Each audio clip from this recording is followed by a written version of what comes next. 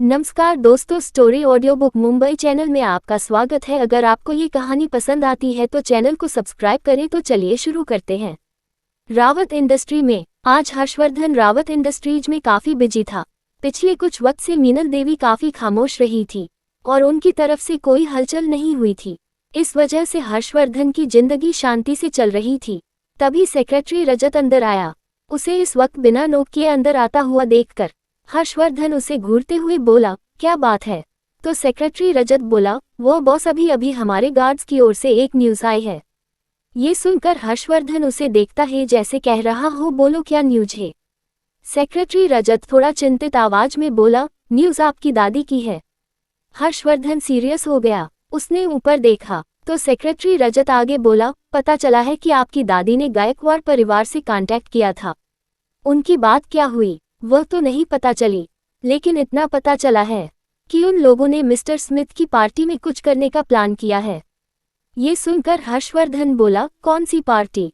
तो रजत गंभीर आवाज में बोला, वह मशहूर business tycoon Mark Smith India आ रहे हैं। उन्होंने अपनी कंपनी की ओर से एक बहुत बड़ी पार्टी ऑर्गेनाइज की है। वह बहुत बड़ा प्रोजेक्ट इंडिया में लॉन्च करना चाहते हैं और अपने लिए पार्टनर खोज रहे हैं। इसीलिए उन्होंने बहुत बड़े बड़े परिवारों को पार्टी में इनवाइट किया है। यहाँ तक कि कई रॉयल परिवार भी इसमें शामिल होने वाले हैं और आपको भी इनविटेशन आया है। यहाँ तक कि मैडम को भी इनविटेशन गया है। ये सुनकर हर्षवर्धन बोला, लेकिन हम पार्टी अटेंड नहीं करेंगे। ये सुनकर राजा थोड़ा चिंतित आवाज में बोला, लेकिन वह हमारे लिए पार्टी में जाना जरूरी है। हमारे दूसरे सबसे बड़े प्रोजेक्ट के पार्टनर्स भी वहां जाने वाले हैं और आपको उन्होंने ही वही इनवाइट किया है। ये सुनकर हर्षवर्धन कुछ सोचते हुए बोला, ठीक है मैं जाऊंगा। तभी रजत बोला, क्या मैडम भी जाएगी? कुछ सोचते हुए हर्षवर्धन बोला, हाँ वह भी आएगी, उसे भी कुछ चेंज मिल जाएगा। तभी हर्षवर्धन गंभीर आवाज में बोला, मार्क स्मिथ की पूरी डिटेल निकालो। वह इंडिया क्या कर रहा है और उसे कौन से प्रोजेक्ट करने हैं और उसका बैकग्राउंड क्या है? मुझे सारी डिटेल उसके बारे में चाहिए, कुछ भी चीज छूटनी नहीं चाहिए।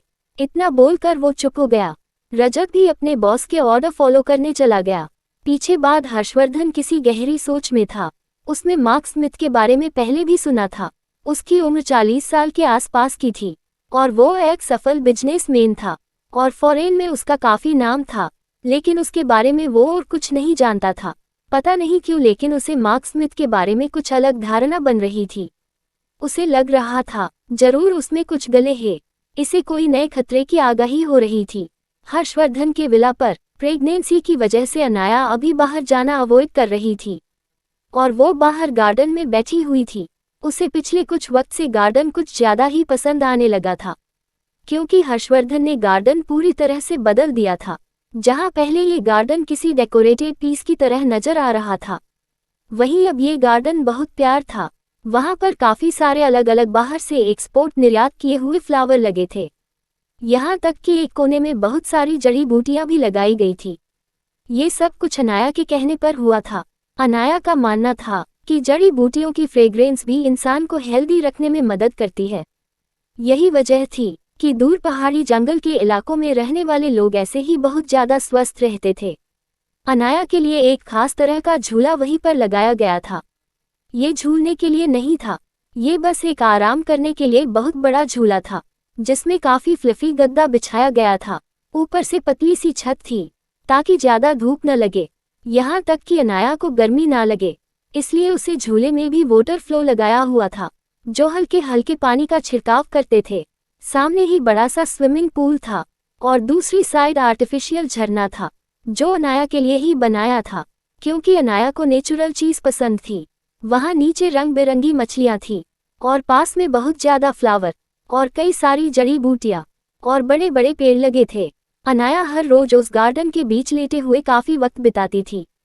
उसे यह जगह कुछ ज्यादा ही पसंद थी, यहाँ तक कि कई बार तो वह खाना पीना भी वही करती थी। आज भी वह वहां आराम से बैठी हुई थी और बाहर के नज़ारे को सुकून से देख रही थी।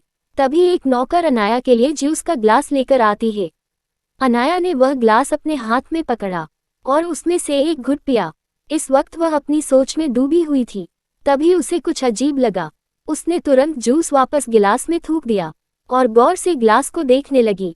उसने जूस को स्मेल करते हुए रोबोट शिजुका से बोला, ये जूस किसने बनाया है? तो शिजुका गंभीर आवाज में बोली, मास्टर रोबोट डोरेमोन ने ये जूस बनाया है।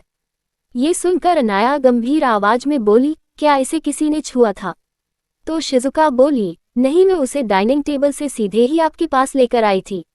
आपकी जूस का वक्त हो गया था इसलिए। ये सुनकर अनाया थोड़ी गंभीर हो गई। उसने इधर उधर देखते हुए कहा, जाओ जाकर चेक करो, क्या घर में कोई और आया है?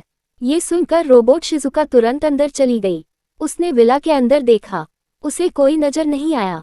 वह तुरंत बाहर गई और उसने गेट पर गार्ड से भी पूछताछ की, लेकिन किसी ने भी अंदर आने की कोशिश नहीं की थी। ये सुनकर शिजुका तुरंत अनाया के पास गई और पूरी रिपोर्ट अनाया को बता दी। सब कुछ सुनने के बाद अनाया थोड़ी चिंतित हो गई और उसका चेहरे का भाव काफी गंभीर हो गया। तभी शिजुका गंभीर आवाज में बोली, मास्टर बात किया है, आप इतना चिंतित क्यों हो? तो अनाया गंभीर आवाज में बोली, इस ग्लास में जहर है। अगर मेरी मेडिकल में बहुत अच्छी पकड़ नहीं होती और मैं खास करके केमिकल और दवाइयों के बारे में बहुत ज्यादा नॉलेज नहीं रखती, तो अब तक मैं मर चुकी होती। ये सुनकर रोबोट शिजुका तुरंत बोली, ऐसा नहीं हो सकता मास्टर, मैंने खुद इस चीज को चेक किया है। ये सुनकर अनाया गंभीर आवाज में बोली, इसीलिए तो मैं चिंतित हूँ, क्योंकि इसमें जो जहर है वह काफी दुर्लभ प्रजाति का जहर है।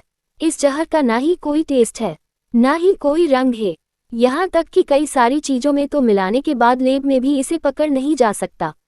ये सुनकर बहुत शिजुका तुरंत बोली, लेकिन मास्टर आपने कैसे पता लगाया? तो अनाया ग्लास को घूरते हुए बोली, क्योंकि इसमें जो जहर है वह एक बार मेरे हाथ लग चुका है। मैं इसका एंटीडोट भी बनाया है और मैंने तब गलती से इसे चखा था। मुझे पता है इस जहर की सिर्फ एक ही कमजोरी है, जब भी यह मुंह में जाता है इंसान के प्लाज्मा के साथ मिलकर वो जीभ को हल्का सा सुन कर देता है। हालांकि आम इंसान इसे महसूस नहीं कर सकते, ना ही इस पर ध्यान देते, लेकिन मैं पहले इसे चख चुकी हूँ, इसीलिए मुझे पता चल गया। ये सुनकर रोबोट शिजुका तुरंत चिंतित हो गई। उसने अनाया से कहा, मास्टर क्या हमें बॉस को इसके बारे में इन्फॉर्म करना चाहिए?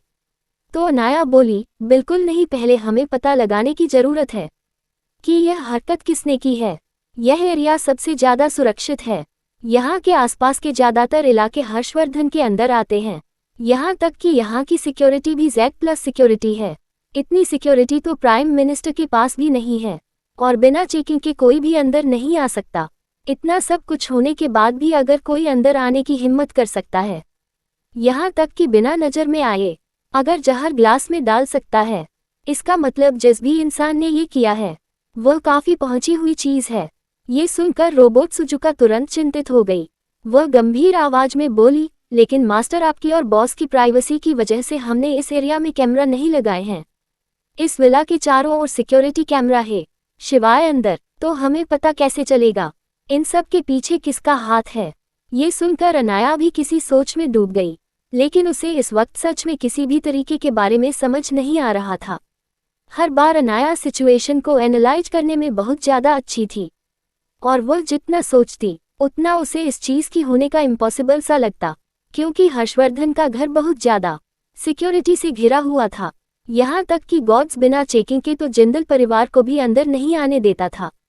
हालांकि बलवा बस कार को चेक कार्य थे, लेकिन यहाँ की स्ट्रोक चेकिंग की वजह से कई बार ज्ञान गुस्सा हो जाता था।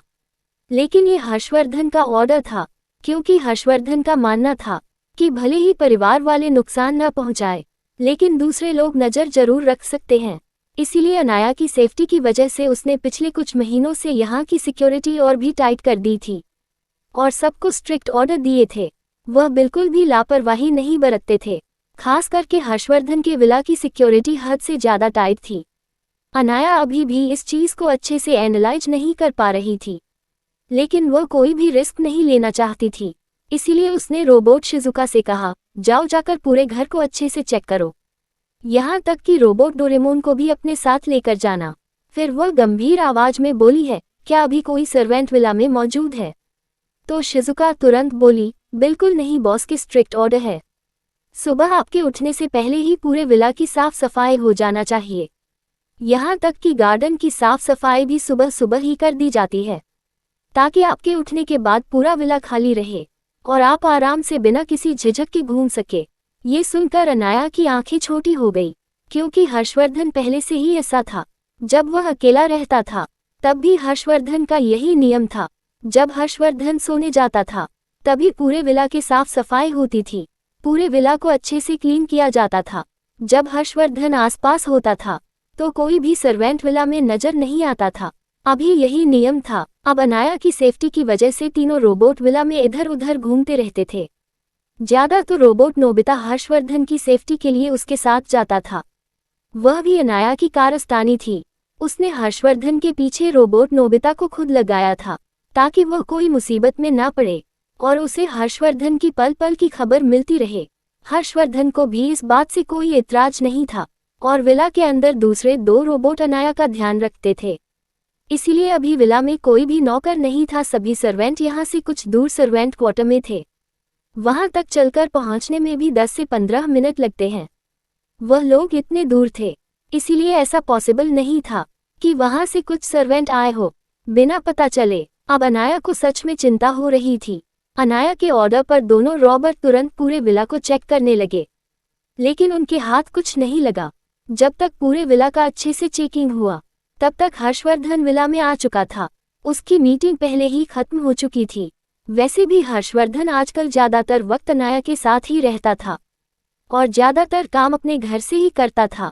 बस दिन के कुछ घंटे ही ऑफिस जाता था, पहले की तरह नहीं कि वह अपना ज्यादातर वक्त ऑफिस में ही बीताता था, बस काम के पीछे ही रहता था। अब तो जब भी उसे मौका मिलता वह तुरंत अनाया के पास आ जाता। आज भी वह बिल्कुल वैसे ही वापस आ गया था। घर को इस तरह से बिखरा हुआ देखकर और रोबोट को इधर उधर भगत देखकर हर्षवर्धन की आंखें छोटी हो गई। वह तुरंत रोबोट सुजुका को रोकते हुए पूछता है, क्या कर रहे हो और इस तरह से घर का हाल बिखरा हुआ क्यों है? ये सुनकर रोबोट शिजुका तुरंत जो कुछ भी अनाया के साथ हुआ वह हर्षवर्धन को बता देती है।